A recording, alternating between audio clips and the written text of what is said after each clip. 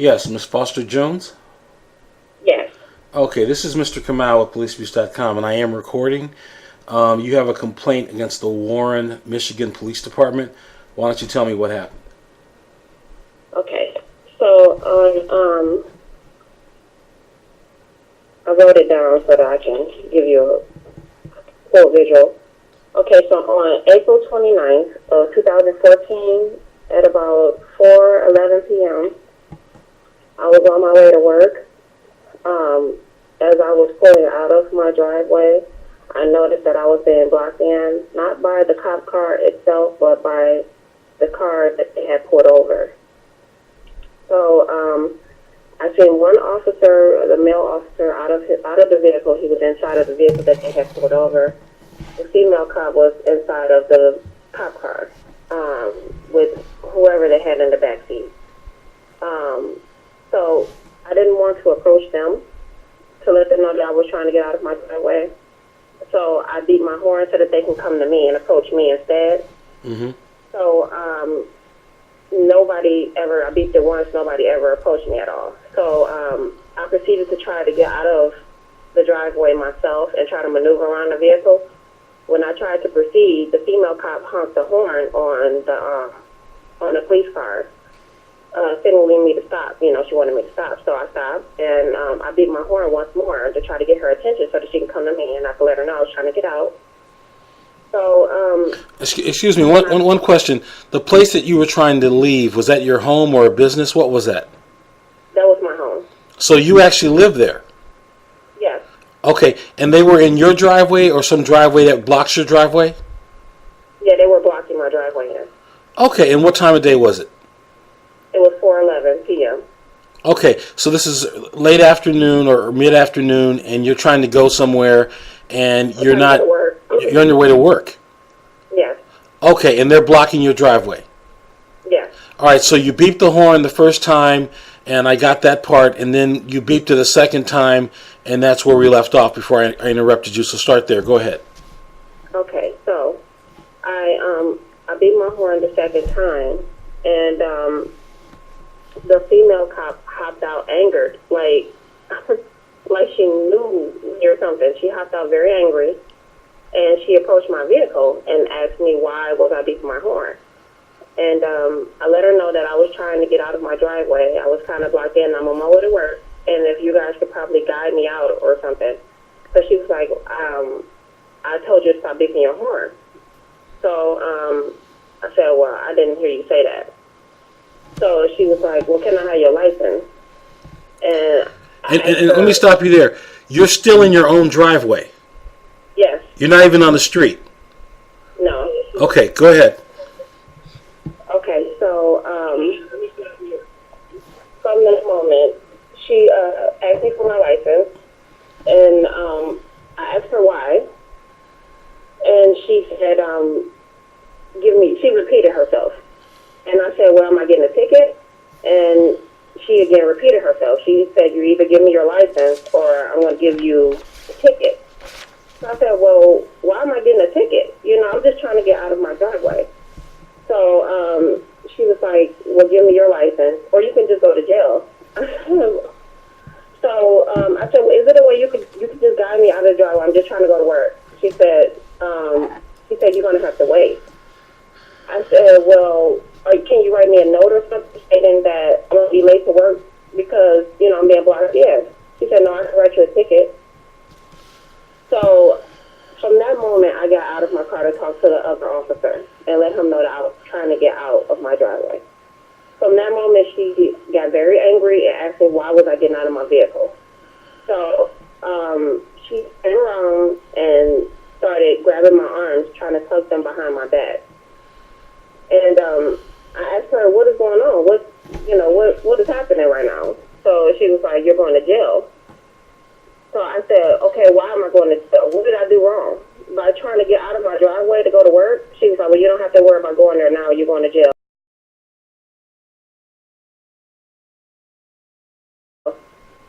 So she started, um,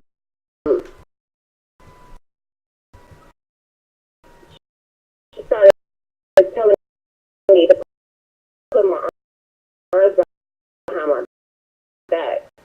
And the other officer started talking to me. So I started talking to him and letting him know I was just trying to get out of my driveway. So he never came over and grabbed me or anything, but let me know that I was not being hostile towards her at all. He never intervened at all. He did ask me and her to calm down afterward, but I was letting him know that I'm calm, but I don't understand what's going on right now. So from that moment, she snatched my hat off of my head and threw it, and then she took everything out of my pockets and threw it. So I asked her, why are you taking me to jail? What did I do wrong? Or whatever. And she told me that I was interfering with police investigation. By trying to go to work? Yes.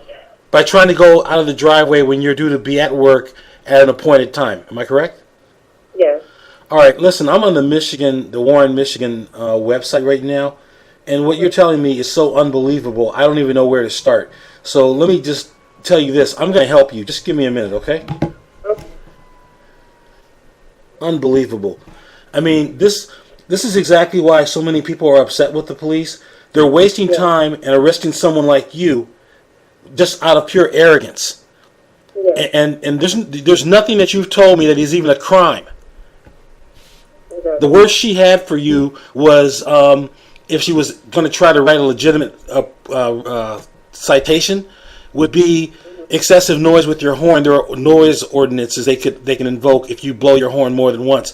But what you did is not a crime, ma'am. And let me just tell you this: have you gone to trial? Do you have a lawyer? Where are you with this part of your case? No, I've been trying to get in contact with the mayor and with the governor and the internal affairs, honestly, because I didn't feel that what happened, because, it's more to the story. She actually pulled my hair.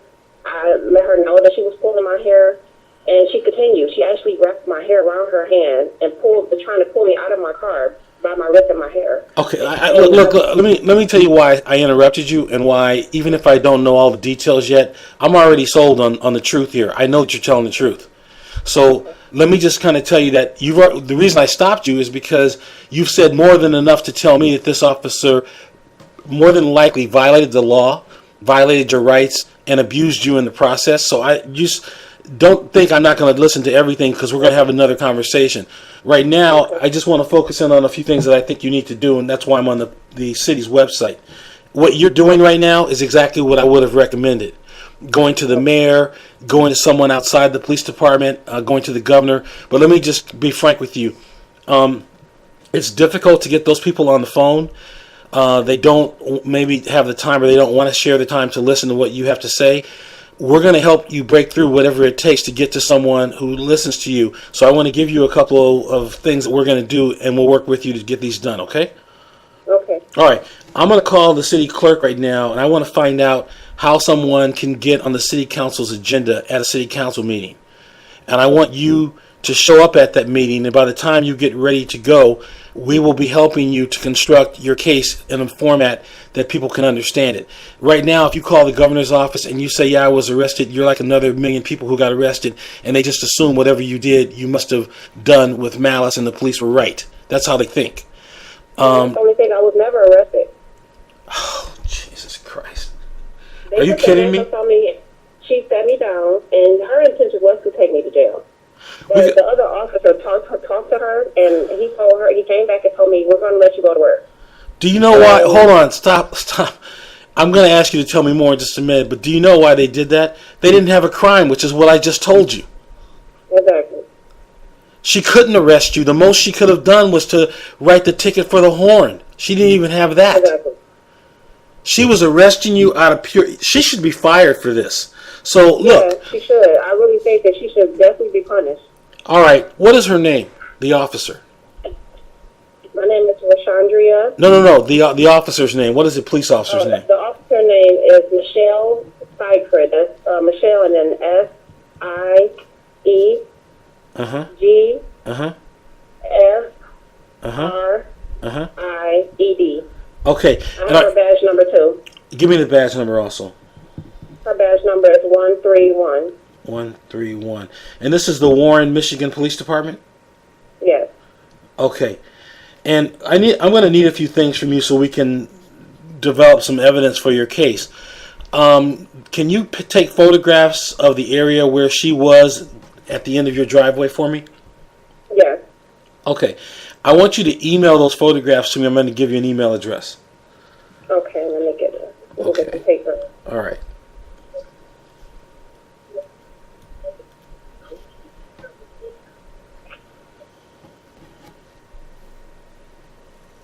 Okay, I'm ready. Okay. It's help@policeabuse.com. HELP@policeabuse.com. And if you have like a lot of files or large files, then I can give you another link that you can use that'll take everything. But what I want you to do is send me pictures of anything that you think I need to see, including the ticket or anything else she gave you. Okay. If you have photographs of the area where they were standing or where the car was positioned that was blocking your driveway, if you can, give me that. And if you can give me the name of the other officer, I need more information. And then what I'm going to do is I'm going to have Miss Jackson or one of my receptionists call you because I want to reschedule with you to talk further. Basically, you have a couple of crimes here, so let me walk through them. If you're telling me that you were on your way to work, that you had not committed any crime, and that this officer was obstructing your driveway, and at some point you blew the horn, and that's all you did, and that in reaction to that conduct, I mean, it's so amazing. You're at your own house, and you have every reason to be able to leave. So you're not doing anything illegal at that point, and by blowing the horn, you're not doing anything illegal. And if you're telling me that she then approached you at some point, handcuffed you, grabbed your hair, and assaulted you in the way that you described, then she has a couple of problems. One is she can certainly be charged with excessive force, because to use any force on any citizen, you have to have something that gives you a set of circumstances which include the following. The person is either resisting a lawful arrest, the person is either interfering with a lawful arrest, the person is posing a physical threat to the officer or some private citizen, and none of those conditions exist in your situation. So she can be charged with excessive force, which is something she can be fired for, and she can be charged with assault and battery, which she can be charged and criminally arrested and prosecuted for. And that's what I'm hoping to see. I think let me just tell you where I think your complaint should go and how we should proceed. One is you have to submit a complaint to the Justice Department, and we'll do that for you free. I'm going to take care of that in a few minutes. But the Justice Department is this gigantic agency, and you're just another number unless you make noise. So I'm going to tell you right now, by Monday, I will have filed a complaint on your behalf with the Department of Justice criminal section. And when Monday gets here, I want you to start calling them. And you call them once a week until someone gets on the phone with you. Okay, and you said where is this I'm calling again? It's the Department of Justice in D.C. What I'll do is after I send your letter over, I'll email you their phone number and their address and their email address as well. And then you just have to, I don't have the staff time to do this, so I can't keep going after it like that. But I want you to call them every 1 to 2 weeks and ask them what the status of your complaint is, because you had a complaint filed by policeabuse.com. And I'll also email you a copy of the complaint. Okay. So once I submit it, I just want someone to keep staying on the gas pedal to make them answer you. They don't answer you'll just get a letter in the mail saying, yeah, they looked at it and they don't see anything, and I don't even know if they look at it. So I want to make sure somebody actually looks at it and gives you some answers. And if they give you an opportunity at any stage of the process, you tell them you want to talk to somebody on the phone. Okay. Okay? The second thing is I'm going to construct a case for you that can be presented to the city council. So we're going to do it on YouTube, on the front page of our website, and you'll have an actual copy of it in your hand that you can walk into a city council meeting. They have video segments. They let people present. You can say, I have a presentation I want to do. You know, the best part about you is you're like 1,000 other people who are normal, regular working people who are not looking for trouble. And they just jumped on top of you. And you know what's really funny? I'll guarantee you they think that this is over with and they got away with it. Mm-hmm. Yeah, they are, because the male police officer. Now he was not rude at all. He was very respectful, and I was like, this is the way she should have presented me. Well, let me tell you something. Let me tell you something. He did tell me not to file a complaint complaint, and he did tell me, don't bother filing a complaint, and don't bother trying to fight the ticket because we have you on video. He said that to you? Yeah, he did. Well, then you're more gracious than I am, because I think he's a criminal too. First of all, he witnessed a crime and he's not reporting it to anybody. Second, he's trying to intimidate you into not talking about it. No. Okay. Listen, when you go to court on this ticket, I'm going to have a couple things for you. So don't worry about the ticket. I don't even want you to think about it. There's enough here to prove that these two criminals in uniforms violated the law purposely, and then they tried to cover it up. So here's what I want you to do. Don't do anything. Even if now, at this point, if the police call you, don't contact them until we talk again. Okay. And you can, if you want to tell them that you don't want to talk, but you're going to talk to them at some other date, you can do that, but don't talk to them. And I'm going to give you some advice and some other things we're going to do. Actually, we've been broadcasting for a few minutes on the air, online. I don't want to say any more about what we're going to do because I have some things I don't want them to expect.